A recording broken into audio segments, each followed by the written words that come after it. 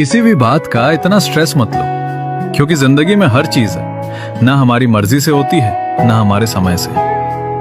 कभी कभी हम बहुत कोशिश करते हैं सब कुछ जल्दी पाने की, कुछ रिश्तों को बचाने की, कुछ सपनों को पकड़ के रखने की, लेकिन फिर भी चीजें वैसी नहीं होती जैसी हम चाहते हैं। तब समझ आता है कि ना किस्मत से ज्यादा कुछ मिलता है और ना वक्त से पहले। जो तुम्हारा है वो तुम्हें ढूंढते हुए भी तुम्हारे पास आ जाएगा, और जो तुम्हारा नहीं है उसे कितना भी रोक लो, एक दिन वो दूर चला ही जाएगा। इसलिए हर बात पे परेशान होना छोड़ दो, थोड़ा सब्र रखो।